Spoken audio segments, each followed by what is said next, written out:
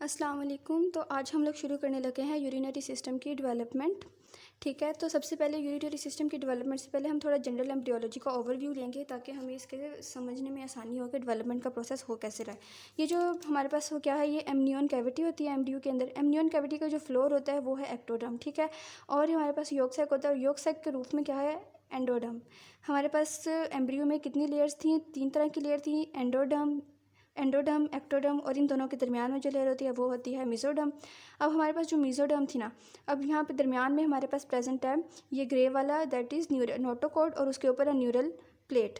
Neural plate के बिल्कुल साथ वाली जो मेसोडर्म है उसको हम लोग कहते हैं तो ये हमारे पास क्या है, पैराक्सियल मेसोडर्म। और उसके बाद हमारे पास ये जो बाहर की तरफ मैंने वी सा एरिया बनाया, that is lateral plate mesoderm. ठीक है, अब लेटरल प्लेट मेसोडर्म और पैराक्सियल मेसोडर्म को जो एरिया ज्वाइन कर रहा होता है वो होती है इंटरमीडिएट मेसोडर्म। और अभी हम लोगों को पैराक्सियल और इससे कोई काम नहीं है, आपने सिर्फ याद रखना है कि दरमियान में हमारे पास क्या थी, इंटरमीडिएट मेसोडर्म।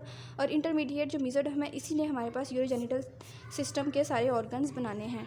ठीक है, और इसके अलावा हम लोगों को ना यूरोजेनिटल साइनस और क्लोएका के बारे में पता होना चाहिए। तो उसके लिए हम लोग थोड़ी सी एम्ब्रियो की जो फोल्डिंग है ना उसको हम थोड़ा देख लेंगे। ठीक है, अच्छा जी, तो जी अब देखो हमारे पास ये थी ना एक्टोडर्म, और ये थी एमनियन कैविटी। फोल्डिंग जब होती है ना, कॉर्डल और क्रेनियल फोल्डिंग हम लोग देख रहे हैं, क्रेनियल कॉर्डल फोल्डिंग। ठीक है, क्रेनियल और कॉर्डल फोल्डिंग, जब ये क्रेनियल कॉर्डल फोल्डिंग होती है एमनियन की, तो वो एम्ब्रियो जो होता है उसको अपने अंदर इंसर्ट करवा लेता है। जिस तरह ये कोई चीज़ है, जब ये फोल्ड होना शुरू हो, ये इस तरह पड़ी हुई थी, जब इसने ऐसे करके फोल्ड होना शुरू कर दिया, इसने अपने अंदर ले लिया किसको, एम्ब्रियो को। ठीक है, एम्ब्रियो अंदर चला गया। ये हमारे पास एमनियन कैविटी थी और ये हमारे पास क्या है, एम्ब्रियो, जो कि यहाँ पे ये दोनों ऐसे एक दूसरे से ऐसे सीधे पड़े थे। अब इसने इसको ऐसे फोल्ड करना शुरू कर दिया और हमारे पास जो एम्ब्रियो है ना वो यॉर्क सैक के अंदर, सॉरी, एमनियन कैविटी के अंदर उसने ले लिया। ठीक है, तो अब हमारे पास क्या हुआ, जब ये न्यूरल प्लेट बन गई, एक्टोडर्म ने बना दी न्यूरल प्लेट और एमनियन कैविटी ने फोल्डिंग स्टार्ट कर दी, क्रेनियल कॉर्डल फोल्डिंग, और हमारे पास क्या हुआ, ये जो हमारे पास एंडोडर्म है ये अंदर की तरफ चली गई। ठीक है, और यॉर्क सैक बाहर ही रह गया अब।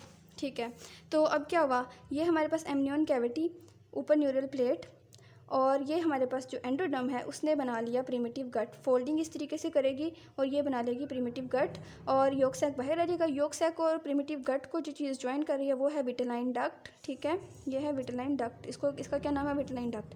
तो अब ये जो हमारे पास बन गया प्रिमिटिव गट, तो इसमें यहाँ पर ये फोर गट बनाएगा, दरमियान में जो पोर्शन है वो मिड गट, और लास्ट में जो है हाइंड गट। और हमें जो इंपॉर्टेंट अभी चाहिए वो हाइंड गट है। हाइंड गट की वजह से मैं आपको ये सारी इंपॉर्टेंट चीज़ें बता रही हूँ।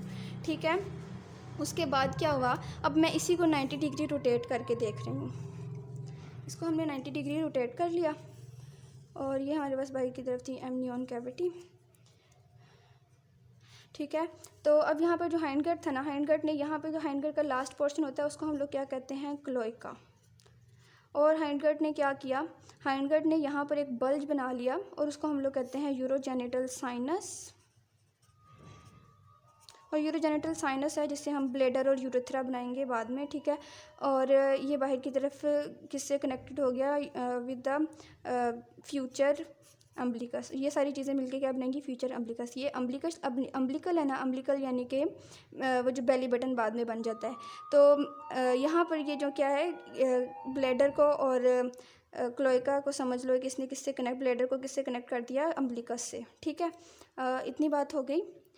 बस अब हम लोग इसके बाद स्टार्ट करेंगे यूरोजेनिटल सिस्टम के किस तरीके से वो इंटरमीडिएट मेसोडर्म से बनता है। उम्मीद है कि आपको इतनी बात समझ आ गई होगी। अब हम नेक्स्ट स्टार्ट करेंगे डेवलपमेंट ऑफ किडनीज़।